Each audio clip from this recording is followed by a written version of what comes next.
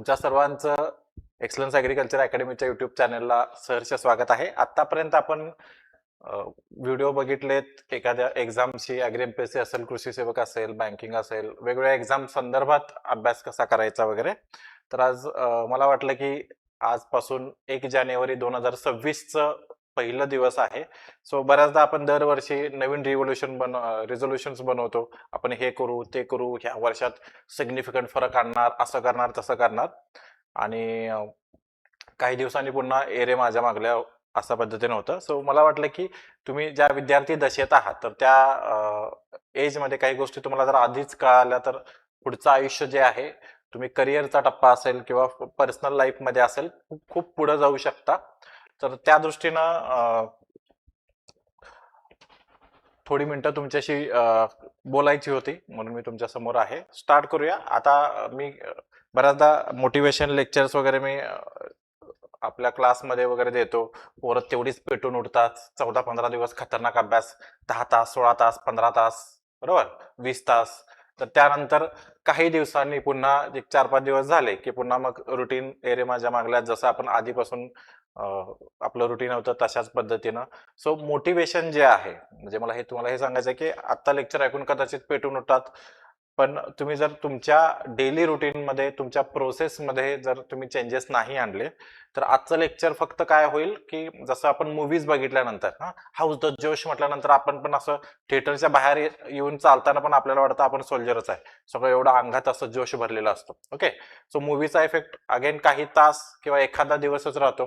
So motivation त्या पद्धतीनं काम करतं. म्हणजे ही मला इमेज खूप आवडते. मोटिवेशन बघा, सुरुवातीला एकदम हाय फ्रिक्वेन्सी, परत थोड्या दिवसांनी ते नॉर्मल होणार, तो तिथंच थांबणार. त्याच्या अगेन्स्ट तुम्ही जर डिसिप्लिन्ड असाल, खूप सिंपल गोष्ट जी तुम्हाला वाटेल की अरे एवढासा बदल केल्याने काय फरक पडतो, पण तुम्ही कन्सिस्टंटली डिसिप्लिन ठेवून तर ते मोठ्या कालावधीसाठी करत असाल तर सिग्निफिकंट डिफरन्स पडतो. सो ऑलवेज मोटिवेशन पेक्षा डिसिप्लिन महत्वाचं. तसं मी नेहमी तुम्हाला सांगतो की मोटिवेशन म्हणजे काय की दररोज आंघोळ केल्यासारखं आहे.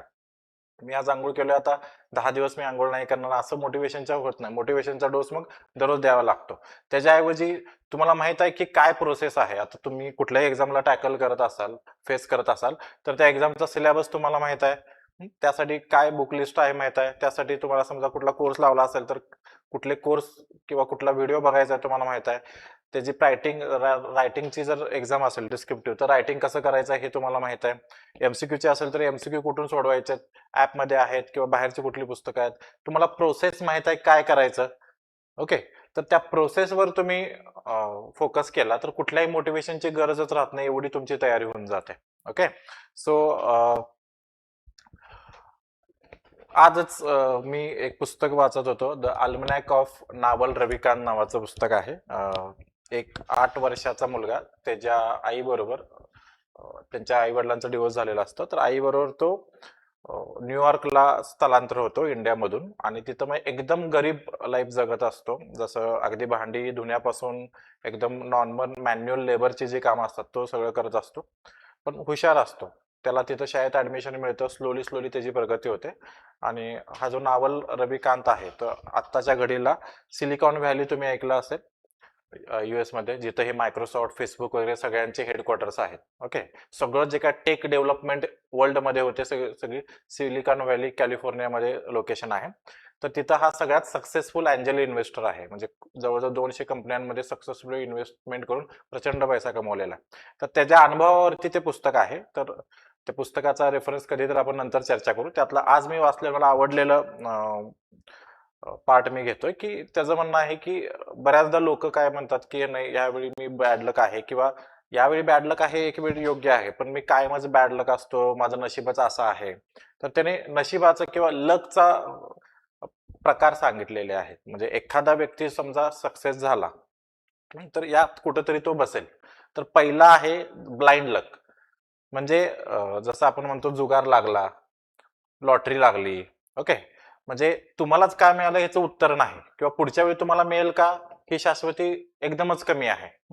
जस्ट नशिबानात आलं आणि लॉटरी लागली आणि श्रीमंत झाला, ह्या टाईप मध्ये त्याला आपण ब्लाइंड लक म्हणतो.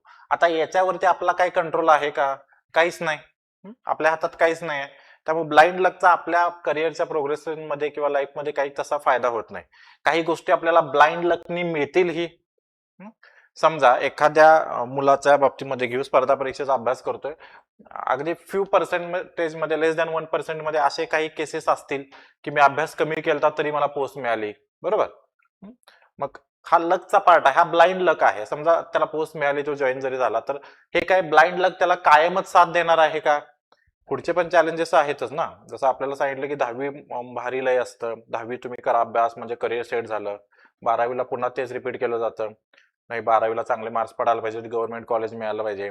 गव्हर्नमेंट कॉलेज मिळाल्यानंतर पुढं काय, नुसतं गव्हर्नमेंट कॉलेज मिळून उपयोग नाही, तिथं मार्क्स चांगले मिळायला पाहिजेत. स्पर्धा परीक्षा करायची असेल तर वेगळी परीक्षा द्यावी लागेल डिग्री झाल्यावर, ही फक्त डिग्री आहे.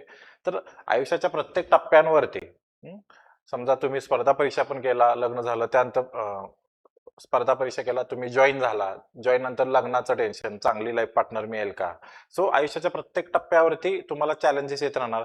प्रत्येक ठिकाणी काय हे ब्लाइंड लक तुमच्या बाजूने असणार नाही. ओके, सो त्याच्यावरती आपण जास्त डिपेंड राहू शकत नाही.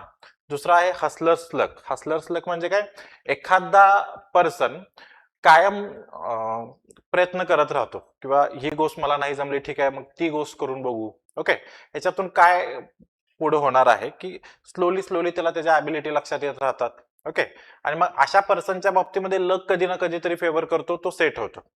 लक्षात येते, म्हणजे कायम आपण एखाद्या गोष्टीच्या माग मला हे पाहिजेच आहे किंवा ठीक आहे हे माझ्यासाठी नाही तर मग हे ट्राय करून बघतो, मग तो नेव्हर गिव्ह अप ऍटिट्यूड मध्ये असतो. ओके, तर तो हसलर्स लक झाला. म्हणजे अशा लोकांच्या हार्डवर्कमुळे त्यांना कधी ना कधी लक फेवर करणार आहे. त्यानंतर थर्ड टाइप आहे अनालायझिंग ग्रॅबिंग अपॉर्च्युनिटी. आता हे काय आहे, काही लोक एफर्ट्स कमी घेतात पण त्यांच्यात स्मार्टनेस खूप जास्त असतो. बघा, म्हणजे तुम्हाला स्पर्धा परीक्षेतला एक्झाम्पल द्यायचं असेल तर मागची जस्ट जी 2024ची जी फॉरेस्टची एक्झाम झाली तर त्या बाबतीत बघा, किंवा त्याच्या आधीची फूड सेफ्टी ऑफिसरची एक्झाम झाली होती तर त्या बाबतीत बघा की आता फूड सेफ्टी ऑफिसरचा एक्झाम घेऊ आपण. आता फूड सेफ्टी ऑफिसर मध्ये मेन्सला जो सिलेबस होता फूड सेफ्टी ऑफिसरचा, तो कुठल्याही एक्झामला पुढे उपयोगाला येणार नव्हता. परत एक्झाम कधी होईल हे माहित नव्हतं. त्यामुळे मोस्ट ऑफ दी लोकांनी काय केलं, ट्रॅडिशनल जे राज्यसेवा करतायत राज्यसेवा, किंवा त्यावेळी सरळ सेवेच्या जाहिराती भरपूर आल्या होत्या, तर सरळ सेवा, ॲग्रीएमपीएससी जाहिरात नव्हतीच, सो सरळ सेवा, अशा पद्धतीनं दुसरी वाट चोकाळली जे बाकीचे करतातच. ज्या लोकांचं प्रिलिमला खूप चांगले मार्क्स आले होते त्यांनी रिस्क घेतली, त्यांनी फूड सेफ्टी ऑफिसरची एक्झाम करायचं ठरवलं. आता याच्यामध्ये बघा, बऱ्याचशा सरळ सेवेच्या एक्झाम या प्रिपरेशन मध्ये त्यांना सोडून द्यावं लागलं. मग ही रिस्क होती पण ही कॅल्क्युलेटेड रिस्क होते, कारण फूड सेफ्टी ऑफिसरला अभ्यास करणाऱ्यांचं, सिरियस अभ्यास करण्याचं प्रमाण खूपच कमी होतं. आणि जर एखादा करत असेल तर पुन्हा तो रायटिंग करतोय का हा आणि मुळात प्रश्न होता. सो मला हे सांगायचं आहे की काही लोकांना लक्षात येतं की इकडं संधी आहे, फक्त आपल्याला धाडस दाखवावं लागेल. तर मग हे अगेन अनुभवातून येतं किंवा तुमचा माइंडसेट कशा पद्धतीनं आहे. मग इथं कम्पॅरेटिव्हली याने अभ्यास केलाच, पण इथं म्हणजे अभ्यास आपण बाकीच्या एक्झामला जेवढं करतो तिथं इथंही केलेला आहे फूड सेफ्टी ऑफिसरला. पण इथं फायदा काय झाला, इथं सक्सेस होण्याची प्रोबॅबिलिटी वाढली, कारण मेन्सला 1:14 प्रमाणात घेतलं असेल तर त्यात एका पोस्टसाठी 14 लोकांना घेतला असेल तर 14 पैकी फक्त 4च लोक सिरियस होती. बाकी 10 पैकी काहींनी एक्झामच दिली नाही, काहींनी फक्त पहिला पेपर दिला, लक्षात आलं त्यांना दुसऱ्या पेपरला गेलेच नाहीत. ओके, काहींनी फक्त पेपर बसून आले, लिहिता काय नाही आलं, काहींनी अभ्यास केला होता पण रायटिंग प्रॅक्टिस नव्हती त्यामुळं पेपर कव्हर नाही झाला. असे व्हरायटी टॉप. त्यामुळे कॉम्पिटिशन 14 मध्ये नव्हतं, फक्त 4 मध्ये होतं. ओके, आणि त्यातनं पुन्हा मग 1:3 रेशोला इंटरव्ह्यूला आले. सो पॉइंट इज दॅट की आयुष्यात अशा काही अपॉर्च्युनिटी येतात, फक्त आपल्याला ते लक्षात आलं पाहिजे किंवा आपल्याला अनालिसिस करता आलं पाहिजे. अगेन तुम्हाला मग फायनान्स मध्ये नेलं तर स्टॉक मार्केट वगैरे उदाहरणं मिळतात, तर तेवढ्या डीप नको, आपण स्पर्धा परीक्षेबद्दल बोलू. तर ही थर्ड टाइप ऑफ लक झालं. आता इथं फक्त लक न देवानच साथ दिली असं नाही, यांनी सुद्धा धाडस दाखवलं किंवा स्वतःच एक अनालिसिस आलं की ठीक आहे आता ही सिच्युएशन आहे तर इथं मला सक्सेसचे चान्सेस जास्त आहेत. ओके, जसं आता कृषी सेवकची किंवा विद्यापीठ भरतीचे ऍड येणार आहे, जागा जास्त असणार आहे. सो ज्यांना कुणाला समजा लवकर सेट व्हायचं आहे किंवा आता अभ्यास खूप वर्ष झालं करतोय, काहीतरी हातात पाहिजे, अशांसाठी ही चांगली अपॉर्च्युनिटी आहे. तर त्यासाठी काय तुम्ही मोठी एक्झाम्स एखादी राज्यसेवा ॲग्रीची असेल किंवा समजा फॉरेस्टची असेल, तर तुम्हाला जर वाटत असेल की नाही मला आता पोस्टच घ्यायचे, तर मग अशा वेळी डिसिजन हा हा डिसिजन कसा असतो, आपण सगळं हर्ड मेंटॅलिटी म्हणतो आपण, म्हणजे सगळे एका बाजूने धावतात. तर तुम्हाला जर वेगळी वाट चोखाळायची असेल तर तितकं ते सोपं पण असतं. तुमच्या अनालिसिस वरती तुम्हाला कॉन्फिडन्स लागतो आणि ते शेवटपर्यंत स्टिकअप राहावं लागतं. अगेन फूड सेफ्टी ऑफिसरचे एक्झामचं उदाहरण देतो. सुरुवातीला एक्झाम 5-6 महिन्यानंतर होणार होती. सगळे अभ्यास करत होते. नंतर एक्झाम पोस्टपोन झाली आणि लवकर तारीख पण कळवली आणि जी ऍक्च्युअल डेट होती त्याच्यानंतर 4 महिन्यांनी एक्झाम झाली. म्हणजे प्री नंतर जवळजवळ 8 ते 10 महिन्यांनी एक्झाम झालेली आहे. मग एवढ्या कालावधीमध्ये कन्सिस्टन्सी राखणं खूप अवघड असतं. लक्षात येतं? म्हणजे ज्यावेळी रिझल्ट आले ह्या विद्यार्थ्यांचे त्यावेळी मग म्हणायला खूप सोपं होतं, अरे मी पण केलो असतो तर झालं असतं. पण ते 10 महिने ज्यावेळी बाकीचे सगळे वेगवेगळ्या एक्झाम देत असताना तुम्ही एकाच एक्झामला स्टेप करा ना, हे चॅलेंजिंग असतं. मग हे कधी तुम्ही करू शकता, जर तुमच्या निर्णयावरती तुमचा विश्वास असेल, तुम्ही जी रिस्क घेतलेली आहे किंवा तुम्हाला जी संधी दिसते त्याच्यावरती तुम्हाला विश्वास असेल तर. ही थर्ड कॅटेगरी. आणि लास्ट कॅटेगरी म्हणजे ह्या लेवलला जर गेलात तर लकच तुम्हाला फॉलो करतं. तुम्ही एखाद्या विषयामध्ये जर एवढं एक्सपर्टाईज तुम्ही घेतली किंवा तेवढ्या लेवलचं एक्सपर्टाईज कुणाकडेच नाही, त्यावेळी तुम्हाला गरज नसते, त्यावेळी समोरच्या जनतेला गरज असते. तर ते तुम्हाला फॉलो करत तुमच्यापर्यंत येतातच. सो म्हणजे वेल्थ क्रिएट करणं किंवा सक्सेस मिळवणं या लोकांना खूप अवघड नसतं, कारण ही लोक खूप रेअर असतात. आताच्या टेक्नॉलॉजीच्या युगात तुम्ही जर एक्झाम्पल घेतलं तर कुठलं एक्झाम्पल घेऊ शकतो, आता समजा ज्याच्याकडं AI रिलेटेड काही स्किल्स आहेत किंवा डेटा अनालिटिक्सच्या स्किल्स आहेत, अशा लोकांना प्रचंड पॅकेज मिळतंय. मागे तुम्हाला मी एक उदाहरण सांगितलं होतं बघा, की काहीतरी गुगल मधून फेसबुकला असं काहीतरी फेसबुकने हायर पॅकेज देऊन काही कर्मचारी घेतले फेसबुकमध्ये. ओके, तर गुगलला ते परवडणार नव्हतं, तर जेवढं फेसबुकने दिलं होतं त्याच्यापेक्षा काही पटींनी पॅकेज देऊन, म्हणजे टोटल त्यांची जी काही टीम होती त्या टीमला त्यांनी 4-5 हजार कोटीचं पॅकेज देऊन त्यांनी बोलवून घेतलं. ओके, म्हणजे व्हॅल्यू बघा किती आहे. ह्या अशा काही एक्सपर्टाईज आहेत की जे माहिती असणारी लोक जगात कमीच आहेत. आता सध्या एआयच्या घडीला म्हणतोय, एआय वापरणे म्हणत नाही आपण, चॅट जीपीटी वापरतो. हे चॅट जीपीटी मध्ये सुधारणा करणारी लोक आहेत. लक्षात येतं का? चॅट जीपीटी म्हणजे एक्झाम सांगतो, मग जेमिनी असेल, आणखीन कुठला असेल, ग्रॉक असेल. तर हे मग स्किल झालं. मग हे फक्त असं मी एआय तुम्हाला आता रिलेव्हंट आहे म्हणून सांगतोय. मग आयुष्यात तुम्ही कुठल्याही ह्याच्यामध्ये असू शकता. समजा मी ऍग्रिकल्चर शिकवतोय, तर मी या लेवलनी शिकवलं पाहिजे की बाबा आय एम द बेस्ट. लक्षात येतं? मग अशा वेळी लक तुम्हाला आपोआपच फॉलो करतं. तुम्ही कुठल्या एक लक मला ह्या वेळी फेवर होईल असं तुम्ही वाट बघायची गरजच नसते. लक्षात येतं? त्यामुळे इथं तुम्ही कुठे बसता हे बघा. प्रत्येकाची सिच्युएशन वेगवेगळी असेल. मी तुम्हाला सांगितलं ब्लाइंड लक एक सोडलं तर बाकी तिन्हीच्या बाबतीमध्ये आपण तशी संधी क्रिएट करू शकतो. ओके, थोडं थेरॉटिकल वाटेल. आता मग हे लक बिक वगैरे सगळं झालं, थेरॉटिकल गोष्टी. ऍक्च्युअली एक्झिक्युशनचा काय गोष्ट आहे, म्हणजे आता मी नवीन वर्ष, आज पहिला दिवस आहे, सांगा सर मला हे करायचं ते करायचंय, मी 100% फॉलो करणार. तर सगळ्यात आधी म्हणजे आजच उदाहरण सांगतो की एक इंटरव्ह्यू साठी मला विद्यार्थ्याचा कॉल आला होता. मग त्याचा प्रोफाईल डिस्कस करत होतो फोनवरतीच. मला लक्षात आलं की तो नवोदयचा विद्यार्थी आहे. ओके, मग आता नवोदयचा किंवा सैनिक स्कूलचा असेल तर खूप लहानपणापासून त्याची पर्सनॅलिटी ग्रूम होते. मी हे तुम्हाला पर्टिक्युलरली उदाहरण का सांगतोय बघा. तर त्यांनी ऍग्रिकल्चर मध्ये डिग्री घेतली, पोस्ट ग्रॅज्युएशन पण केलं. त्यानंतर त्याला वर्ल्ड बँकेच्या एका प्रोजेक्टवरती संधी मिळाली. तो बाहेरच्या देशात गेला, तिथे 7-8 वर्ष काढला. त्यानंतर काही लग्न वगैरे झालं, फॅमिली इश्यू म्हणून तो परत आला. आता इथं आल्यानंतर पण त्याने फ्रीलान्सिंग वरती फूड कन्सल्टंट म्हणून बिझनेस चालू केलाय आणि तो खूप चांगला चालू आहे. ओके, त्यानंतर तो आता पुन्हा ऍग्रीएमपीसीचा अभ्यास त्याला करावासं वाटलं, शासकीय सेवेत जावं, त्याने ऍग्रीएमपीसीचा अभ्यास केला, तो इंटरव्ह्यूला पण आहे. म्हणजे तुम्ही म्हणजे हा पर्सन कोण आहे ह्याच्यापेक्षा तुम्ही ह्या लोकांच्या बाबतीमध्ये बघा की ह्यांना सक्सेस कसं मिळत जातं किंवा ह्यांना अपॉर्च्युनिटी कशा मिळतात किंवा ह्यांना मिळालेल्या अपॉर्च्युनिटी ह्या कशा पद्धतीनं ग्रॅप करतात. लक्षात येतं? म्हणजे इथं माइंड सेटचा डिफरन्स असतो. म्हणजे मी तुम्हाला बऱ्याचदा सांगतो बघा की तो 3 इडियट्स मधलं जे तो सीन आहे शेवटचा इंटरव्ह्यूचा. ओके, त्यामध्ये तो जॉब इंटरव्ह्यू साठी जातो. तो खूप खरं बोलत असतो. त्यावेळी समोरचे पॅनल मेंबर म्हणतात, जे त्याला रिक्रूट करणार असतात, की तुम्ही खूपच स्ट्रेट फॉरवर्ड आहात आणि तुम्ही जर तुमच्या ह्या ऍटिट्यूड मध्ये जरा बदल घडवून आणणार असाल तर आम्ही विचार करू शकतो तुम्हाला जॉबला घ्यायचं की नाही. तर त्याचं उत्तर काय आहे, कि 100 हड्डियां तुड़वा के मैंने ये एटीट्यूड पाया है, मुझे अगर ये जॉब नहीं मिलेगी तभी भी चलेगा, मैं अपने लाइफ के साथ कुछ ना कुछ तो ढंग का कर ही लूंगा. ओके. म्हणजे हा ऍटिट्यूडचा शिफ्ट बघा. त्याच्या आधीच्या सुरुवातीच्या हाफमध्ये काय दाखवलंय, तो 10 अंगठ्या घालत असतो, कायम देवाच्या नावानं प्रार्थना करत असतो, पण त्याचा स्वतःवरती कॉन्फिडन्स नसतो. तिथून इथपर्यंत शिफ्ट झाला की हा जॉब नाही मिळाला तरी ठीक आहे, मी आयुष्यात काही ना काहीतरी करेनच, तेवढे माझ्याकडे स्किल्स आहेत. लक्षात येतं. तर हा माइंडसेटचा डिफरन्स आहे. मग ह्या लोकांच्या म्हणजे जसं आता मग एका विद्यार्थ्याचं उदाहरण सांगितलं, तर त्यांच्या डेली रुटीन मध्येच ते डिसिप्लिन असतं. ओके. म्हणजे एखाद्या सैनिक स्कूलला किंवा इमॅजिन करा इंडियन मिलिटरी अकॅडमीमध्ये एखाद्या ऍज अ सोल्जर म्हणून, ऑफिसर म्हणून ट्रेनिंग झालेलं आहे, तर किती डिसिप्लिन्ड पर्सनॅलिटी असेल. तर त्या डिसिप्लिन्ड पर्सनॅलिटीमध्ये तुम्ही असाल तर तुम्हाला ही एखादी गोष्ट नाही मिळाली तर दुसरी मिळेल. ओके. त्यामुळं आपल्या बाबतीत आता कन्सर्न काय आहे की मला सरकारी नोकरी पाहिजे, तर मग ठीक आहे, ही नाही मिळाल तर ही मिळेल, कारण आय एम इलिजिबल आणि मला माहित आहे की माझी तेवढी क्वालिटी आहे, कुठली ना कुठली तरी मला नोकरी मिळू शकते. त्यासाठी हे प्रोसेस आहे, अशा अशा पद्धतीने अभ्यास करायचा आणि मी करतोय. लक्षात येतं. सो डेली रुटीनचा पार्ट बघा, हा डिसिप्लिनचा पार्ट आहे.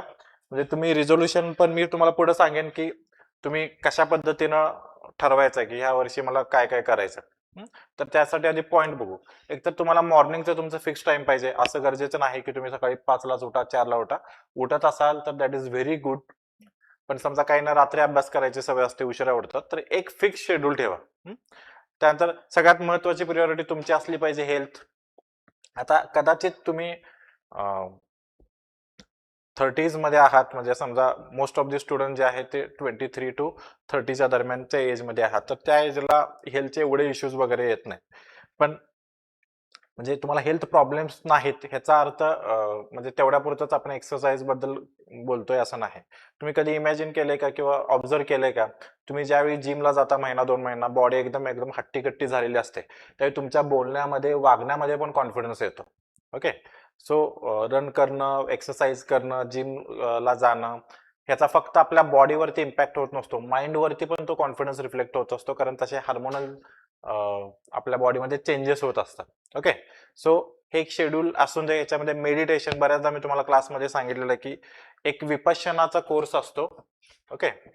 8 दिवसाचा, म्हणजे टोटल 10 दिवस असतं, त्यातलं 8 दिवस ऍक्च्युअली विपश्यना असते. तुम्ही वेबसाईट आहे विपश्यनाच्या, तर एकदा व्हिजिट करा. तुमच्या आजूबाजूला कुठे सेंटर्स आहेत बघा, 2-3 महिने आधी रजिस्टर करावं लागतं. आणि आता तुमचं एक्झामचं शेड्यूल आहे, एक्झाम ज्यावेळी संपेल किंवा जसं तुम्हाला टाइम भेटेल त्यावेळी हा 10 दिवसाचा कोर्स नक्की करा. तुम्हाला मेडिटेशनचा काय इम्पॅक्ट लाईफवरती होऊ शकतो याचा डेमो मिळेल. विपश्यनाबरोबर आणखीन आर्ट ऑफ लिव्हिंगचा पण आहे. तुम्हाला वेळ कमी असेल तर आर्ट ऑफ लिव्हिंगचं पण, प्राणायामचे वगैरे कोर्सेस आहेत, 2-3 दिवसाचे कोर्सेस असतात, तर तेही करा. म्हणजे हे तुम्ही स्वतः करू शकत नाही काय, करू शकता, पण तुम्ही एकदा एक्सपर्टाईज कडून शिकला आणि तुम्हाला त्याच वेळी ह्याचे बेनिफिट जाणवले तर तुम्ही कन्सिस्टन्सी पुढे करण्याचा जे काय रेट आहे, म्हणजे पुढे जाऊन परत मी सोडून दिलं असं होत नाही. ओके. तुम्ही ते दीर्घकाळ करू शकता. मेडिटेशनवर जास्त बोलत नाही आपण, कधीतरी एक वेगळं लेक्चर घेऊ. त्यानंतर तुमचं फिक्स्ड स्टडी आवर्स पाहिजे. म्हणजे पुढे मी काही बुकची लिस्ट तुम्हाला दाखवेन, त्यामध्ये एक बुक आहे की डीप वर्क म्हणून, बऱ्याचदा मी तुम्हाला लेक्चरमध्ये पण बघितलेलं आहे.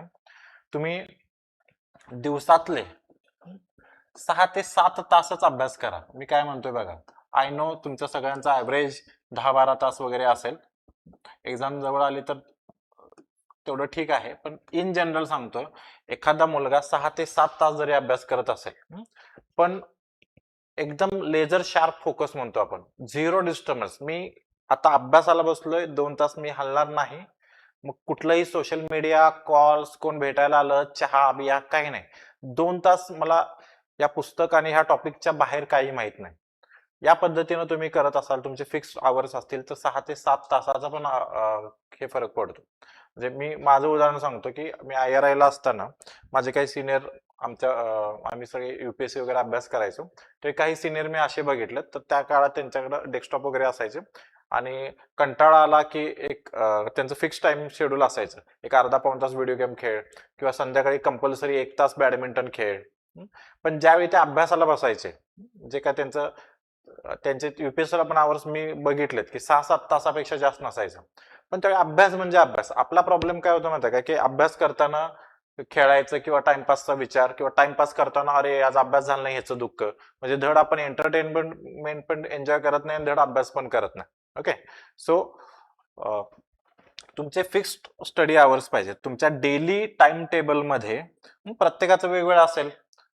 एक जस्ट एक्झाम्पल म्हणून समजा तुम्ही 6ला उठत असाल, 6 ते 7 तुम्ही सगळं आवरलं, 7 ते 8 तुमचं एक्सरसाइजचा वगैरे टायमिंग ठेवला, त्यानंतर नाश्ता वगैरे करून तुम्ही 8:30ला जर बसत असाल तर पहिला सेशन तुम्हाला नॉन स्टॉप 3 तासाचा घेतला समजा 11:30 पर्यंत.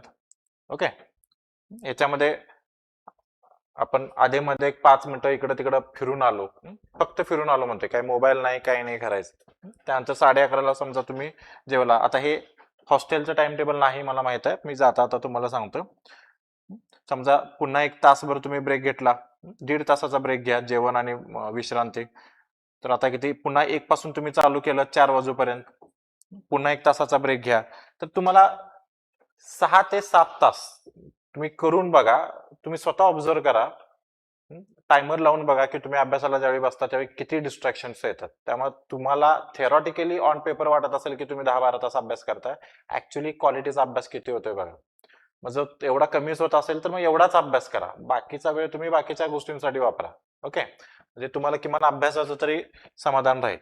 त्यानंतर हेल्थ, तुमचं सध्या करिअर म्हणजे स्टडी, आणि त्यानंतर येतं मग की तुमचे फ्रेंड्स, रिलेशनशिप्स वगैरे वगैरे. रिलेशनशिप्स म्हणजे मला फॅमिली रिलेशनशिप म्हणायचे. ओके.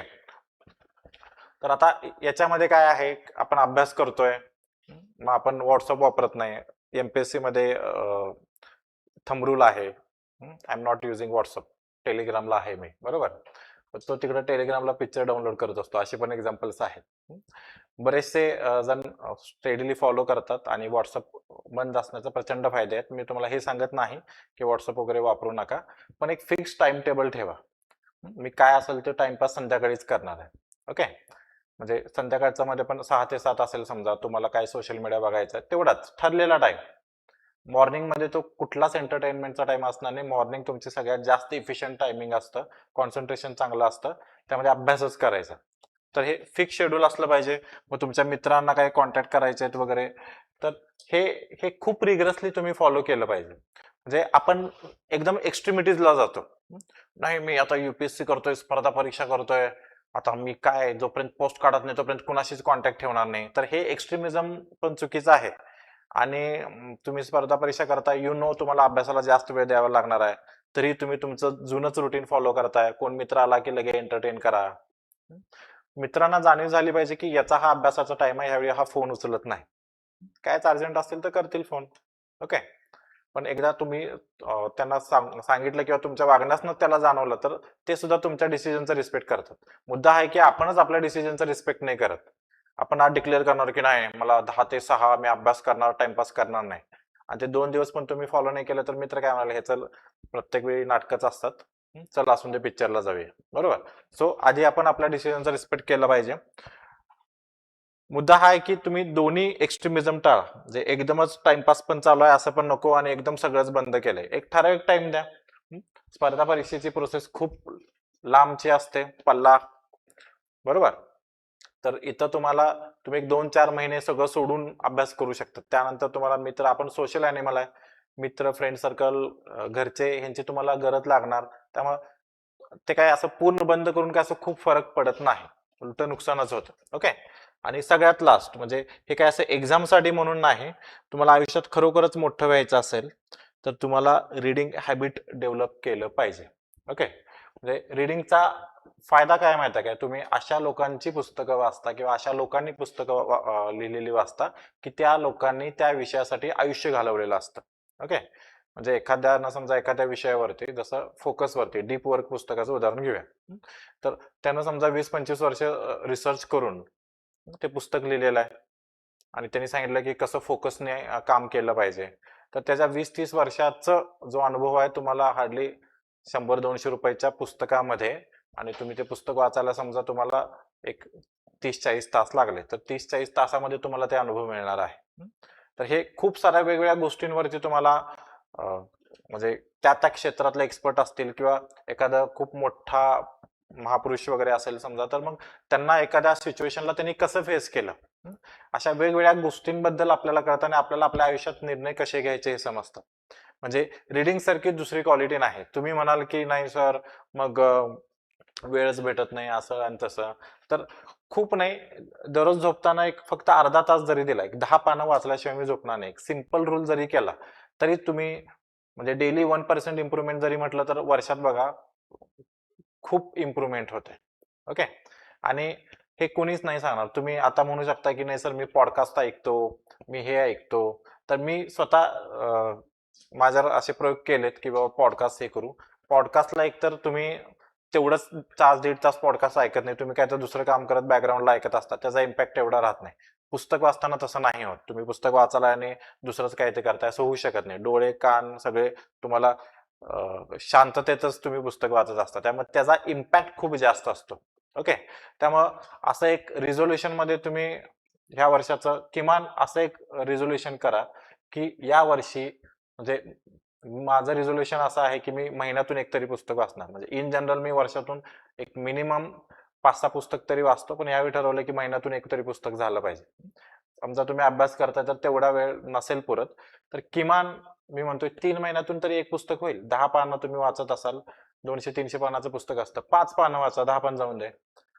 तर तुम्हाला महिन्यातून एक पुस्तक संपवायला काहीच अडचण नाही. मी तुम्हाला पुस्तकांची लिस्ट पण देईल. हे मी का सांगतो माहिती आहे का तुम्हाला, म्हणजे आपण ह्युमन्स मध्ये कसं होतं की आपण अनुभवांनी शहाणं होत जातो. म्हणजे आज माझ्याकडे जेवढी मॅच्युरिटी आहे किंवा जेवढा अनुभव आहे किंवा माझ्याकडे जेवढं स्किल्स आहे ते मला तुमच्या एज मध्ये जर मिळालं असतं, ओके, तर मी आज कुठल्या कुठं असतो. मी माझ्या करिअरमध्ये प्रत्येक क्षेत्रामध्ये मी खूप चांगली प्रगती केली असते. सो नॉट नेसेसरी की प्रत्येकाने ते अनुभवातूनच शिकलं पाहिजे. पुस्तक तुम्हाला ते अनुभव रेडीमेड देतात. ओके. तुमची निर्णय प्रक्रिया सुलभ करतात. लक्षात येतं. सो हे एक कंपल्सरी तुम्ही रिझोल्युशन मध्ये ठेवा. आता हे सगळं झालं की बाबा हे एक्झिक्युशनचे पॉइंट झाले. मुळात आता लेक्चर बघणाऱ्यांना काहींना असं पण वाटत असेल काय सांगतात, असं कुठं वर्क होतं का, तर हाच माइंडसेटचा फरक आहे. पुस्तक वाचून कोण शहाणं झालंय का, शिकून कोण सरपंच झालंय का, आपल्याकडची वाक्य तुम्हाला माहित आहेत डिमोटिवेट करण्यासाठी, बरोबर. म्हणजे इथं इलॉन मस्कचं उदाहरण घेऊया आपण. इलॉन मस्क हा एरोनॉटिक्स मध्ये कुठेच नाही आहे, बरोबर. त्याची डिग्री पण नाही आहे, तरी तो नासाशी कम्पॅरिझन होईल किंवा नासाला कोलॅबोरेशन करावं लागेल एवढी मोठी एरोस्पेसची त्यांनी कंपनी उभी केली, बरोबर. काय करायचं, तो सगळे एरोनॉटिकल इंजिनिअरिंग एरोस्पेस डिझायनिंग वरची पुस्तकं वाचायचं. इमॅजिन करा, ज्याचं ते क्षेत्र नाही टेक्निकल मध्ये तो पुस्तक वाचून एवढा एक्सपर्टाइज होऊ शकतो टेक्निकल सब्जेक्ट मध्ये. आपल्याला तर हे सेल्फ हेल्प आणि जनरल पुस्तकं आहेत की बाबा कसं वागायचं, कसं बोलायचं, कसे निर्णय घ्यायचे याच्या संदर्भात. ते एवढे कॉम्प्लिकेटेड पण नाही ते एरोनॉटिकल सारखं. लक्षात येतं. सो हा माइंडसेटचा फरक आहे की तुम्ही म्हटला तर पुस्तकाने काहीच फरक पडणार नाही, आणि तुम्हाला तुमचं जर असा ऍटिट्यूड असेल नाही की मला खूप अनुभव मिळेल, मला बऱ्याच गोष्टी समजतील, माझी विचारसरणी ब्रॉड होईल, तर 100% होणार. ओके.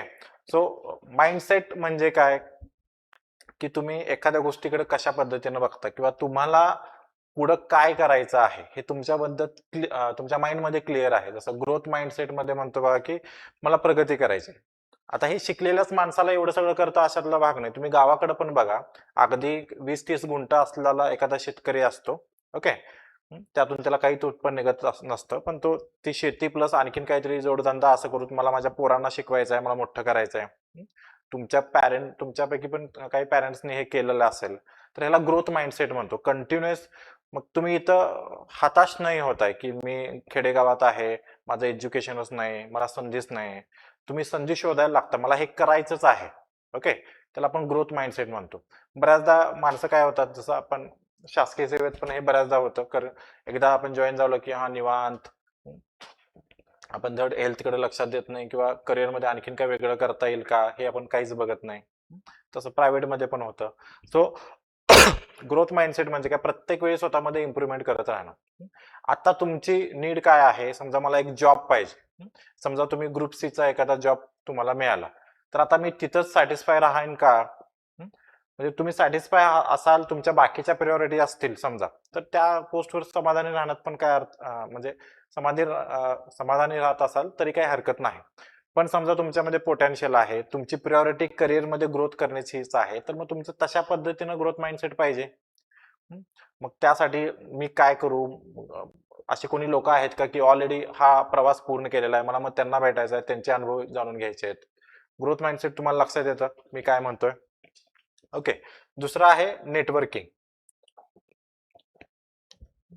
म्हणजे असं म्हटलं जातं की तुम्हाला मोठं व्हायचं असेल तर दोन गोष्टींची रिक्वायरमेंट आहे. ओके. म्हणजे अगदी एन्शियंट काळापासून आतापर्यंत पहिली गोष्ट आहे की तुम्हाला नॉलेज पाहिजे. आता नॉलेज बघा, आधी ते टिपिकल शाळेतनं दिलं जायचं, मग काहींना चांगल्या शाळांचा ऍक्सेस असायचं, काहींना नसायचं, काहींची इव्हन गव्हर्नमेंट शाळेत पण जाण्याची परिस्थिती नसायची. ओके. त्यामुळे शिक्षणाचा अभाव म्हणजेच नॉलेजचा अभाव. शिक्षणच नाही झालं, वाचता लिहिताच नाही आलं, तर पुढं काही नॉलेज घ्यायचा पण संबंधच नाही आला. बरोबर. पण आता तसं नाही. आता आपण सगळेच लिटरेट आहोत. सो नॉलेज मिळवणं तर इंटरनेटमुळे आणखीन सोपं झालेलं आहे. चॅट जीपीटी मुळे तर सुपर इझी झालेलं आहे. सो नॉलेज आता कुणीही घेऊ शकतो. उलट आपल्याकडे तरी आता इन्फॉर्मेशनचं बंबार्डिंग झालेलं आहे. त्यामुळे त्याला चॉईस पॅराडॉक्स म्हणतात बघा. जसं तुम्हाला तुमच्याकडे 2 शर्ट असतील तर त्यातला कुठला शर्ट आज घालू याचा निर्णय घेणं सोपं आहे. तुमच्याकडे 100 शर्ट असतील तर आज मी कुठला घालू याच्यात बराच वेळ जाईल. त्याला चॉईस पॅराडॉक्स म्हणतो. तसं इन्फॉर्मेशनचं झालेलं आहे. इतकं इन्फॉर्मेशन बंबार्डिंग झालेलं आहे की आपण फक्त माहिती घेऊन तज्ञ व्हायला लागलेलो आहे. आपण एक्झिक्युशन काहीच करत नाही. लक्षात येत आहे? सो नॉलेज आता सगळ्यांना भेटू शकतं, अफोर्डेबल आहे, इझिली ऍक्सेसेबल आहे. सो नॉलेजचा विषय नाही. मग दुसरी अशी कोणती गोष्ट आहे की ज्याच्यातून तुमची ग्रोथ फास्ट होऊ शकते? तर नेटवर्किंग. ओके. नेटवर्किंग म्हणजे काय?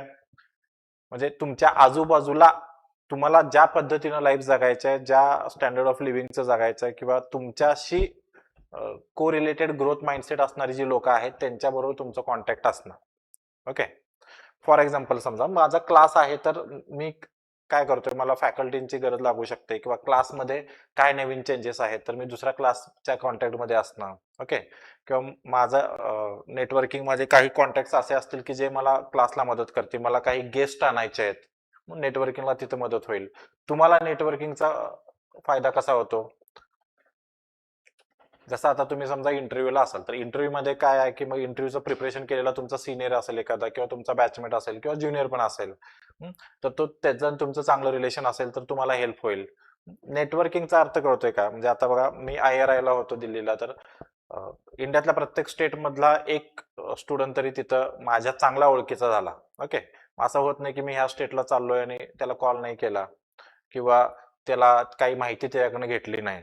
आता जस्ट काही दिवसांपूर्वी मी हैदराबादला गेलो होतो, तर तिथल्या अँग्रू जी ऍग्रिकल्चर युनिव्हर्सिटी आहे तिथल्या कॅम्पसमध्ये मी राहिलो. लक्षात आहे? मग हे काय बेनिफिटसाठी मी नाही म्हणत, तुमच्या करिअरमध्ये खूप.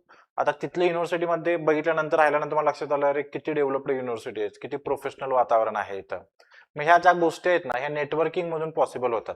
तुम्हाला जॉबची गरज आहे, समजा मला जॉबची गरज आहे, माझे शासकीय सेवेत 100 माझे नेटवर्किंग आहे, काही प्रायव्हेट मध्ये माझे 100 लोक ओळखीचे आहेत, तर मला जॉब मिळवणं खूप इझी जातं ना.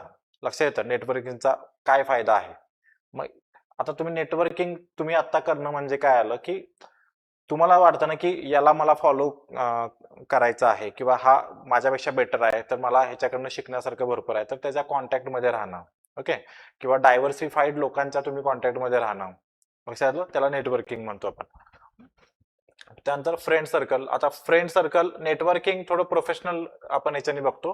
मी फ्रेंड सर्कल म्हणजे जे म्हणायचं ज्याला आपण लंगोटी मित्र म्हणतो. ओके. म्हणजे खूप जवळचं नातं आहे, मी सगळं शेअर करतोय, किंवा मी उठ बस ह्या मित्रांच्या ग्रुपमध्ये असतो. तर इथं लक्षात घ्या, एक इंग्रजीमध्ये वाक्य आहे, you are average of 4 people around you. लक्षात येतं?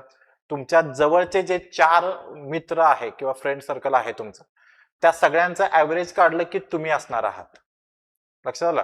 मग ही जी 4 लोक आहेत तुमच्या जवळची, तर ती ती कशी म्हणजे काय म्हणतात त्याला, ही जी 4 लोक असणार आहेत, तर ती लोक कोण असणार आहेत हे निवडण्याचं स्वातंत्र्य तुम्हाला आहे. तुम्ही तुमच्यापेक्षा ऍव्हरेज लोक जर निवडली, average in the sense me growth oriented म्हणतोय. ऍव्हरेज म्हणजे मी काय फायनान्स किंवा याच्या अँगल नाही म्हणत नाही. म्हणजे काही लोकांचं असते बघ, काय चाललंय, काय नाही, जी रहे हे, म्हणजे असं काही अम्बिशन्स नाहीत, काय असं निवांतच आहे. मग असे 4 लोक तुमच्या आजूबाजूला असतील तर साहजिकच तुम्ही त्यांच्यासारखाच विचार करायला, कशाला त्रास घ्यायचं, हाय की आता एक पोस्ट, किंवा मग गव्हर्नमेंट नोकरी तरी कशाला पाहिजे, ही हाय की, चाललंय की. ओके. तर मग हे हे असा ऍटिट्यूड का डेव्हलप होतो, कारण आजूबाजूचे 4 इन्फ्लुएन्स करणारे मित्र तुमच्या जवळ असतात. ह्याचं उलट घ्या, तुम्ही तुमच्यापेक्षा 2 पावलं पुढे असणारे तुमचे जर मित्र तुमच्या कॉन्टॅक्ट मध्ये असतील, चांगले असतील, तर कायम तुम्ही हे विचार करत राहाल की मला पण तसं व्हायचं आहे. ओके. आणि त्या पद्धतीचे ग्रोथ माइंडसेट डेव्हलप होईल. म्हणजे आता मला समजा पुस्तकं वाचायची आवड आहे, तर मी अशाच लोकांना जवळ करणार की ज्यांना अशी आवड आहे आणि माझ्यापेक्षा चांगली चांगली पुस्तकं ज्यांनी वाचलेले आहेत. लक्षात येतं? म्हणजे मी जेवढी पुस्तकं वाचतो ते बरेचसे माझ्यापेक्षा 10 पट वाचणाऱ्या लोकांनी मला रिकमेंड केलं असतं, तू हे पुस्तक वाचच, तुझ्या क्षेत्रासाठी भारीच आहे, किंवा ही वेबसिरीज तू बघच. लक्षात येतं? मग कायम त्यांचा जो ग्रोथ माइंडसेट आहे ना, तो तुम्हाला मिळतो. तुमचा एखादा असा सिनियर की जो ऑलरेडी आता शासकीय सेवेत आहे, समजा क्लास 1 अधिकारी आहे, आणि तो सारखं तुम्हाला प्रमोट करतोय, नाही तू अभ्यास कर, मी तुला गाईड करतो, मी तुला मदत करतो, मी तुला सांगतो. मग अशा लोकांच्या कॉन्टॅक्ट मध्ये तुम्ही राहिलं पाहिजे, किंवा ह्या लोकांना तुम्ही तुमच्या इनर सर्कल मध्ये घेतलं पाहिजे ना. त्यामुळे हे कायम लक्षात ठेवा की you are average of 4 people around you. त्यामुळं तुमची झेप किती उंच असणार आहे आणि किती मोठी असणार आहे, हे ती 4 लोक तुमच्या आजूबाजूची कोण आहेत याच्यावरती डिपेंडंट असेल. ओके. मग याचा अर्थ सर मग मी त्यांच्याशी कॉन्टॅक्टच तोडायचं का, असं नाही. कॉन्टॅक्ट मी अगेन तुम्हाला सांगतो की तुम्ही एक्स्ट्रीमिझम कडे जाऊच नका की डायरेक्ट मग आता कॉन्टॅक्टच तोडतो आणि असंच करतो. तुम्ही काय करणं अपेक्षित आहे की या लोकांपासून थोडं डिस्टन्स, म्हणजे माझी आज अभ्यासाची प्रिऑरिटी आहे, तू माझा खूप चांगला मित्र आहे, पण मला ह्या वेळेत अभ्यास करायचा, मी येऊ नाही शकत. ओके. किंवा चल रे काय होतंय, नाही येऊ शकत. म्हणजे काही ठिकाणी तुम्ही एक क्लिअर कट बाउंड्री ठेवलीच पाहिजे. प्रत्येकाची प्रिऑरिटी वेगळी आहे. तुम्हाला वाटतं की बाबा मला शासकीय सेवेत जावं, किंवा मला क्लास 1 व्हावं, क्लास 2 व्हावं, त्याला नाही वाटत, तो जिथं आहे तिथं सुखी आहे. मग तुम्ही पण तसंच सुखी असलं पाहिजे. तो काही चुकीचा नाही आहे, लक्षात घ्या. त्याला अम्बिशन नसलं म्हणजे तो चुकीचा आहे असं नाही, पण तुम्हाला आहेत ना, पण तुम्ही त्याच्यावर राहत असाल तर कदाचित तुमचं स्पीड कमी होईल. लक्षात येत आहे? So friend circle. त्यानंतर पॉझिटिव्ह ऍटिट्यूड, म्हणजे हे कॉमन आहे की तुम्ही प्रत्येक गोष्टीकडे नकारात्मकच बघत असाल की नाही, कुछ ढंग का होता ही नाही मेरे लाईफ में, तर मग तीच जसं लॉ ऑफ सिक्रेट म्हणतो आपण, तुम्ही जसं विचार करताय तशा पद्धतीनं तुमच्या आयुष्यात घटना घडतात. जसं thoughts become things. Okay. If you see it in your mind, तुमच्या माइंड मध्ये जर तुम्ही विचार करत असाल, you will hold it in your hand, म्हणजे ते अस्तित्वात येईल असते. ओके. त्यामुळं कधी पण बघा, एखाद्या सिच्युएशन मध्ये किंवा युद्धात आपला पराभव होणार आहे हे आधी माइंड स्वीकारतं आणि नंतर ते प्रत्यक्षात येतं. मग तसंच आहे, हे उलट पण होऊ शकतं. मग सिच्युएशन किती खराब असली तरी मला जिंकायचंच आहे, शेवटपर्यंत तुम्ही जर प्रयत्न करत राहिला तर रिझल्ट पॉझिटिव्ह येतो. तर हे पॉझिटिव्ह थिंकिंग असं सांगून, किंवा लॉ ऑफ सिक्रेट नुसता सांगून उद्यापासून तुम्ही पॉझिटिव्ह विचार करायला लागला असं होत नाही. म्हणजे तुम्हाला तुमच्या माइंडला कायम ऑब्झर्व करत राहायला लागतात की तुम्ही काय वाक्य बोलताय. नाही नाही, हे काय माझ्याकडनं होणार नाही, ते काय सोप्पं आहे वय, म्हणजे तुम्ही किती निगेटिव्ह फिलिंग सांगताय. ते होणार की नाही नंतरची गोष्ट आहे ना, आधी त्याचा काय सिलेबस आहे किंवा ती काय सिच्युएशन आहे, आपण ट्राय करून बघूया का, असं पॉझिटिव्ह जर तुम्हाला येतच नसेल तर ते येणार नाही, तर येणारच नाही. मग रियालिटीमध्ये पण तेच असणार आहे. ओके. सो तुम्हाला तुमच्या माइंडला स्लोली हे ट्रेन करावं लागेल पॉझिटिव्ह वाक्य बोलण्यासाठी, पॉझिटिव्ह विचार करण्यासाठी. त्यानंतर नेक्स्ट आहे लेझर शार्प फोकस. माइंडसेटचा मेजर पार्ट आहे. अगेन डीप वर्क पुस्तकाचा रेफरन्स सांगतो, त्यामध्ये एक उदाहरण दिलेलं आहे पहिल्याच पानावरती की इथून पुढं काही ठराविक प्रकारातली लोकच सक्सेस होतील आताच्या टेक्नॉलॉजीच्या युगात वगैरे. तर त्यात पहिलं दिलेलं आहे, मी तुम्हाला कदाचित उदाहरण सांगितलं पण असेल, तर पहिलं एक्झाम्पल दिलेलं आहे, तुमच्याकडे खूप कॅपिटल आहे, पैसा खूप आहे. सो यू नो कुठली टेक्नॉलॉजी आहे किंवा कुठली कंपनी मोठी होतीये, कशात गुंतवायचं, रिअल इस्टेट असेल, कशात जागा वगैरे असेल, किंवा टेक्नॉलॉजी स्टॉक्स मध्ये असतील. तुम्हाला माहित आहे तुमच्याकडे प्रचंड पैसा आहे, तुम्ही गुंतवला, त्यातून रिटर्न्स तुम्हाला मिळाले, आणखीन रिच झाला. ही पहिली कॅटेगरी. आता सगळेच काय रिच कॅटेगरीमध्ये येत नाहीत. सेकंड कॅटेगरी काय सांगते की तुमच्याकडे असं स्किल आहे सध्याच्या घडीला की जे सगळ्यात व्हॅल्युएबल आहे. जसं मगाशी तुम्हाला मी सांगितलं एआय वगैरे सगळे स्किल्स आहेत आता सध्या खूप जास्त आहे. बरोबर. किंवा जी गोष्ट इथून पुढच्या कालावधीत चालणार आहे ते तुम्हाला आधीच माहित आहे आणि त्यावरती तुम्ही काम करताय. ओके, त्या स्किलवरती काम करताय अशी लोक, तर ती सक्सेसफुल होणार. आणि थर्ड एक कॅटेगरी त्यात दिलेली आहे की यांच्याकडे हे स्किल पण नाही आणि पैसा पण नाही, पण पण त्यांच्याकडे एक गोष्ट आहे की ते एका ठिकाणी बसून म्हणजे प्रचंड फोकसने, ज्याला आपण लेझर शार्प फोकस म्हणतो. ओके, अजिबात हालचाल नाही, मला हे काम केल्याशिवाय मी हलणारच नाही. तर तसं करण्याची कुवत ज्याच्याकडे असेल त्याला आपण डीप वर्क पण म्हणतो, किंवा इंग्रजीत त्याला एक वर्ड आहे फ्लो स्टेट. म्हणजे एखादी गोष्ट तुम्ही करताय, तुमच्या आवडीची गोष्ट आहे आणि ते करत असताना तुम्हाला वेळेचं भानच राहत नाही. समजा तुम्ही एखादं इन्स्ट्रुमेंट वाजवताय, तुम्हाला खूप आवडतंय आणि कधी 3 तास निघून गेले कळालंच नाही. किंवा तुम्ही एखादा तुमच्या आवडीचा विषय किंवा आवडीचं पुस्तक वाचताय आणि 2-3 तास कधी निघून गेले घड्याळाकडे बघितलं तुम्हाला लक्षात आलं एवढा वेळ झाला. तर ह्याला फ्लो टेस्ट म्हणतो, त्याला डीप वर्क आपण म्हणतो. तर हे तुम्ही करू शकत असाल. लक्षात घ्या, स्पर्धा परीक्षेमध्ये सक्सेस मिळवणं म्हणजे तुम्हाला काही सब्जेक्टचा अभ्यास करावा लागेल. सगळेच सब्जेक्ट काही सोपे नसणार आहेत किंवा बसून हे वाचणं खूप कंटाळवाणं असणार आहे. आपल्याला ते कायम रील्स मध्ये मागं असं म्युझिक बघून सवय झालेला आहे. मला ते फिरताना जाणवलं, काही ठिकाणी फिरत असताना तेच रील्स मध्ये बघितलं की ते स्ट्रक्चर, ते सिनरी लय भारी वाटतंय कारण मागं बॅकग्राऊंड म्युझिक असतं आणि आपण ऍक्च्युअली जाऊन बघितल्यानंतर काय नॉर्मलच आहे की असं वाटतं. एवढं आपल्याला सवय लागलेली आहे, त्यामुळे शांत बसून अभ्यास करणं हे खूपच चॅलेंजिंग आहे. पण तरी पण तुम्ही बसून करू शकत असाल, मग ते किती अवघड सब्जेक्ट असेल, तुम्ही त्याला वेळ दिला की तो सोपाच होणार आहे. तर हे थर्ड स्किल आहे की ज्या स्किलमुळं तुमच्याकडे पैसा नसेल किंवा तुमच्याकडे स्किल नसेल तरी ह्या स्किलमुळं, फोकसने काम करण्याच्या स्किलमुळे तुम्ही आयुष्य जगातली कुठलीही स्किल मिळवू शकताय. ओके, त्यामुळे तुम्हाला फक्त आयडेंटिफाय करायचं की तुमच्या आवडीचं क्षेत्र काय आहे आणि त्या क्षेत्रात तुम्ही अनइंटरप्टेड फोकस केला की तुम्हाला त्यामध्ये सक्सेस मिळणार आहे. ओके, सो हे एक महत्वाचं. अगेन हे फोकस वगैरे कशाने जास्त होणार आहे? मेडिटेशनने. त्यानंतर कन्सिस्टन्सी. बऱ्याचदा आपण खूप जवळ येतो सक्सेसच्या आणि मग सोडून देतो, गिव्ह अप करतो. असं बऱ्याचदा होतं की आता समजा तुम्ही 1-2 वर्ष ऍग्रीचा अभ्यास करताय, आता ही पुढे कृषी सेवक आहेत, जागा जास्त आहेत, कदाचित इथं चान्सेस खूप जास्त आहेत, एवढ्या जागा आहेत तर तुमचं सिलेक्शन होऊन जाईल, तुमचा एवढा अभ्यास पण आहे आणि मधूनच तुम्ही मग डिसाईड करता नाही की मी आता क्षेत्र चेंज करतो. ओके, इतक्या जवळ आल्यानंतर. सो तुम्ही जो काम करताय, अभ्यास करताय, तर तुम्हाला त्याच्यावरती बिलीफ पाहिजे नाही की आता इथपर्यंत मी आलोय. त्याला कंपाऊंडिंग इफेक्ट पण म्हणतोय आपण. चक्रवाढ व्याजप्रमाणे तुमचं नॉलेज वाढत गेलेलं आहे. आता ते कुठंतरी ह्या स्टेजला पोहोचलेलं आहे की आता तुम्ही एक्झाम क्रॅक करू शकता आणि मग त्यातून त्याच्या आधीच तुम्ही सोडून जाणं. So consistency. तर हे सगळे माइंडसेटचा पार्ट आहे. लक्षात येतंय?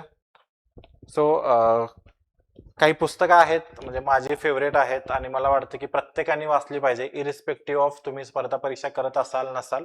पण तुमच्या लाईफच्या डिसिजन्स मध्ये किंवा तुमच्या ज्या कुठल्या क्षेत्रात तुम्ही करिअर करणार असाल, स्पर्धा परीक्षा असेल, दुसरं असेल, तर या काही ठराविक पुस्तकं, आता ही सोडून पण काही पुस्तकं आहेत, पण मला मी विद्यार्थी समोर ठेवून ही पुस्तकांची नावं काढली की 5-6 पुस्तकं तुम्ही वाचलीच पाहिजेत. त्यामुळे आता काय लगेच कुठली एक्झाम तर समोर नाही, तर मी जसं सांगतोय नवीन वर्षाच्या पूर्वसंध्येला दिवसातून किमान झोपायच्या आधी प्रोबॅबली एक 5 पानं वाचा. 5 पानं वाचायला तुम्हाला हार्डली 10 मिनिटं लागतील. तुम्हाला आवडायला लागलं, त्याचा फरक कळायला लागला, तुमच्यामध्ये इम्प्रुव्हमेंट दिसायला लागली तर अर्धा तासापर्यंत न्या. दिवसाला किमान 10 पानं वाचा. तुम्हाला स्वतःला खूप फरक जाणवेल. हे मी माझ्यावरून सांगतो. ओके, म्हणजे जॉब सोडण्याचा डिसिजन असेल किंवा बरेचसे निर्णय असेल, तर मला कुठं ना कुठं तरी माझं वाचन जास्त असल्यामुळे मला फायदा झाला किंवा मी सेन्स करू शकलो की ही अपॉर्च्युनिटी आहे. ओके, म्हणजे आणि म्हणजे आता कसं होतं की आता मी जॉब सोडलो, हायली इनस्टेबल क्षेत्रात आहे, कंटिन्युअस सिलेबस बदलतोय, कोचिंग क्लासेसचे डायनॅमिक्स बदलतात. पण मला वाटतं की थोडं वाचन वगैरे बऱ्यापैकी असल्यामुळं मला आधी सेन्स होतं की बाबा हे असं चेंजेस करावे लागतील, ते करावे लागतील, किंवा मग थोडं आपल्याला डायव्हर्सिफाय पण करावं लागेल, नुसतं कोचिंगवर डिपेंड राहून नाही चालणार वगैरे वगैरे, जे काय असेल ते प्रत्येकाच्या बाबतीत हे वेगवेगळं असू शकतं. ओके, सो म्हणजे मी प्रत्येक वेळी सांगतोच तुम्हाला, पण आता नवीन वर्ष आहे म्हणून मी तुम्हाला म्हणजे माझ्याकडून रिक्वेस्ट म्हणा की किमान याच्यातलं एक पुस्तक घ्या, जरा सोपं पुस्तक पाहिजे असेल, सगळ्यात सोपं हलकं फुलकं सुरुवात करतोय सर, तर हे द सिक्रेट आहे. हे मराठी जादू नावानंच आहे. तुम्ही ऐकला पण असाल या पुस्तकाबद्दल. तर या पुस्तकांपासून सुरुवात करा. एकदम सोपं पुस्तक आहे. तुमचे विचार तुमच्या आयुष्यातल्या घटनांना कसं रिस्पॉन्सिबल असतात, मग तुम्ही विचार बदलले की आयुष्य कसं बदलू शकतं, अशी पुस्तकाची थीम आहे. एकदम सिंपल आहे. ओके. त्यानंतर सेकंड पुस्तक वाचा, म्हणजे माझं ऑल टाइम फेवरेट पुस्तक आहे the magic of thinking big. आता हे पुस्तक पण खूप जुनं आहे, जवळजवळ 60-70 वर्षापूर्वीचं आहे. तरीही अजून स्टील त्यातली उदाहरणं, त्यातले कन्सेप्ट व्हॅलिड आहेत. ओके. क्लासिकल बुक आहे. हे फक्त तुम्हाला हे नाही शिकवत की सक्सेस कसं मिळवायचं किंवा पैसा कसं मिळवायचं, तुम्हाला ओव्हरऑल लाईफ मध्ये वेगवेगळी उदाहरणं देऊन दाखवतं की बाबा हाच का सक्सेस झाला, तो का नाही, ह्याचे विचार कसे होते, त्याचे विचार कसे होते, कम्पॅरिझन टाईप मध्ये. ओके. तर ते आहे. त्यानंतर ऍज अ स्टुडंट म्हणून मला वाटतं की तुम्ही ॲटॉमिक हॅबिट्स वाचलं पाहिजे. तुम्हाला याच्यात दिसतंय की नाही बघा. अगेन हे मराठीत आहे, सगळी पुस्तके इंग्रजीमध्ये. तुम्ही जर इंग्रजीमध्ये कम्फर्टेबल असाल तर माझं सजेशन राहील की तुम्ही इंग्रजीमध्ये घ्या, जर तुम्ही याच्याबद्दल वाचली असाल पुस्तकं तर. नाहीतर मराठीतूनच घ्या. तर ॲटॉमिक हॅबिट्स काय सांगतं की तुम्ही डेली 0.1% जरी तुमच्यामध्ये चेंजेस करत गेला, 0.1% म्हणजे तुम्हाला जाणवणार पण नाही, तर 1-2 वर्षांनी तुमच्यामध्ये किती प्रचंड बदल होऊ शकतो. आणि ते एकदम थेरॉटिकली आणि प्रॅक्टिकली दाखवलेलं आहे. तुम्हाला मोबाईलचं व्यसन आहे तर ते व्यसन तुम्ही कसं बंद करू शकता, किंवा तुम्हाला कुठल्या गोष्टी, तुम्हाला माहित आहे की जिम मध्ये गेलं पाहिजे, ओके, पण सकाळी उठायचंच होत नाही, मग अशा वेळी तुम्हाला प्रॅक्टिकल टिप्स दिलेत जे फॉलो केल्यानंतर तुम्हाला मोटिवेशनची गरजच राहणार नाही, तुमचं ते रुटीन होऊन जाईल. ओके. त्यामध्ये एन्व्हायरमेंटल डिझायनिंग वगैरे असे कॉन्सेप्ट आहेत. म्हणजे मला वाटतं की स्टुडंट लाईफ मध्ये तुम्ही ॲटॉमिक हॅबिट्स वाचलंच पाहिजे. त्यानंतर पुढचं पुस्तक आहे think and grow rich. Again very classical book. 1910-20च्या दरम्यान हे बुक पब्लिश झालं होतं. नेपोलियन हिल, तुम्ही बऱ्याचदा युट्यूब शॉर्ट्स मध्ये वगैरे नाव ऐकलं असेल. तर खूप बेसिक आणि एकदम कन्सेप्च्युअल फंडामेंटल गोष्टींना हात घालणारं पुस्तक आहे. तिथं ग्रो रिच म्हटलेलं आहे, म्हणजे फक्त पैशाविषयी बोललेलं आहे की नाही.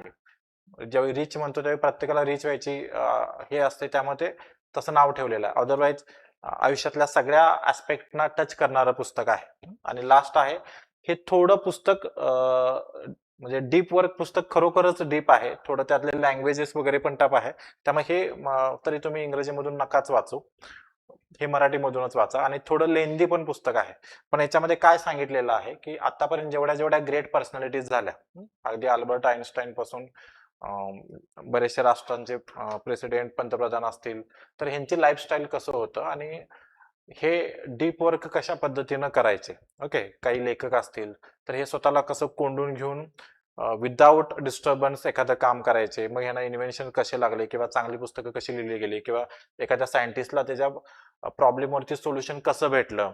ओके.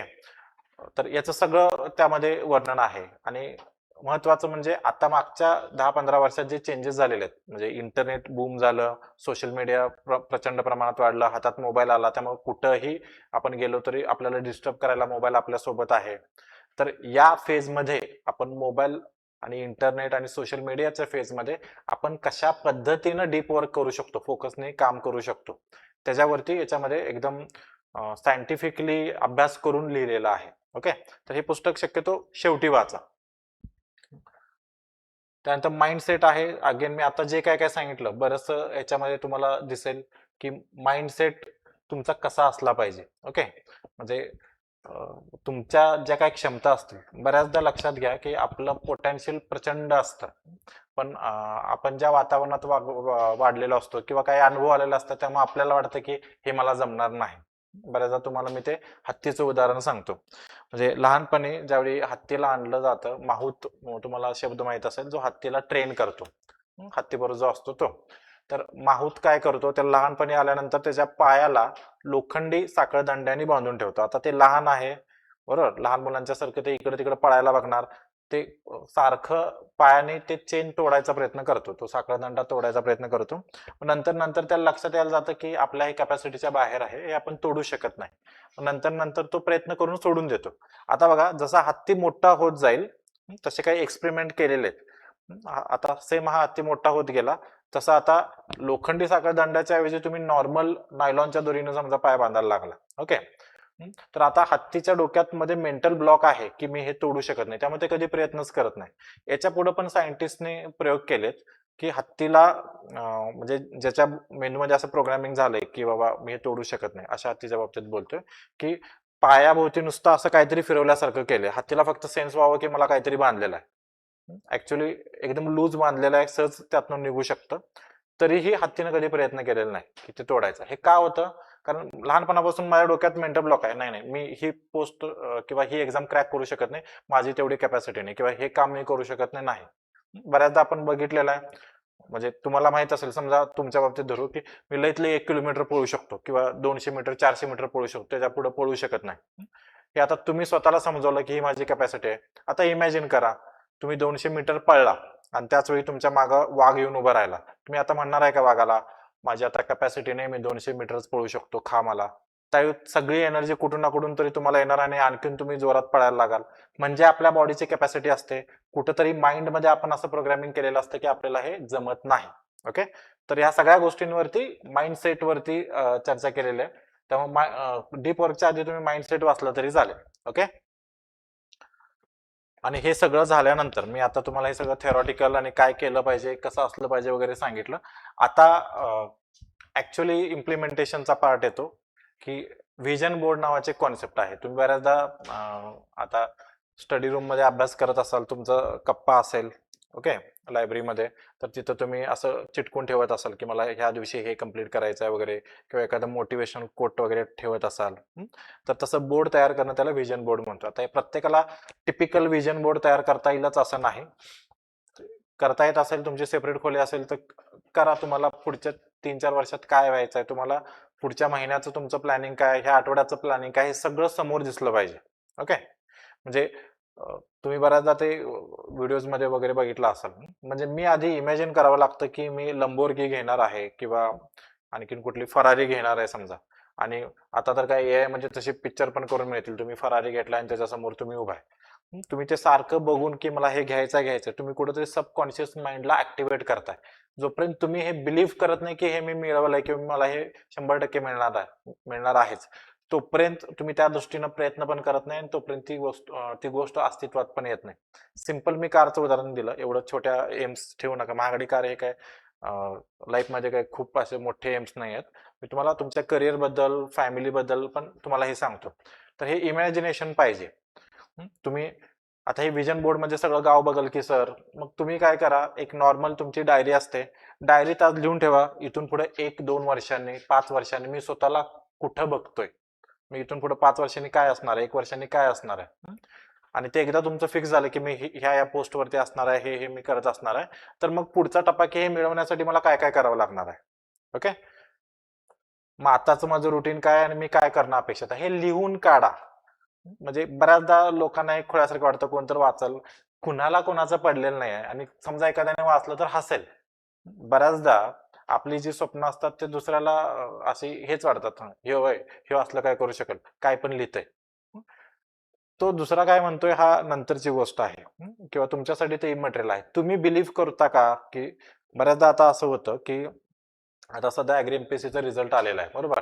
तर बरेचसे मला विद्यार्थी भेटायला येतात, पॅनिक झाले असतात, सर माझा अभ्यासच नव्हता तरी मी इंटरव्ह्यूला आले आहे, तर मला वाटतंय काय होईल की नाही, असं कुठं लीड असणार आहे. म्हणजे तुमच्या मेंदूमध्येच प्रोग्रामिंग झालेलं आहे की माझा काय एवढा अभ्यास नव्हता, त्यामुळे लीड कमीच असेल, तर मी इंटरव्ह्यूची तयारी काय सोसो करूया. मला हे सांगायचं की तुम्ही ऑलरेडी मनातूनच हार मानलेला आहे, मग तेच रिफ्लेक्ट होईल ना. असंही तुम्हाला मार्क मेन्सचे कळणार नाहीत, इंटरव्ह्यू झाल्यानंतरच कळणार आहेत, तर मग बिलीव्ह करा ना, मला चांगले मार्क आहेत आणि मला इंटरव्ह्यूला पण चांगले मार्क्स पाडायचे आहेत आणि मला 100% ऍड मध्ये पोस्ट काढायचंच आहे.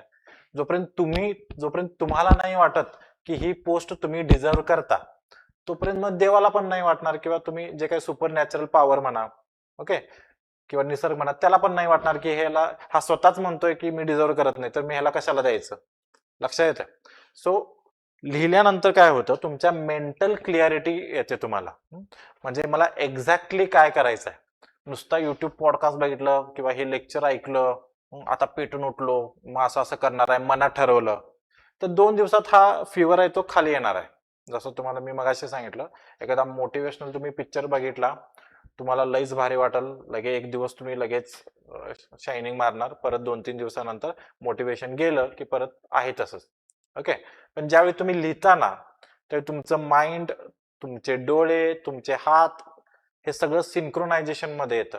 तुमच्या सबकॉन्शियस माइंडला कुठंतरी एक मेसेज जातो की यू आर सिरियस अबाउट दिस, तुम्ही या बाबतीत थोडं सिरियस आहात आणि हे तुम्हाला पाहिजेच आहे.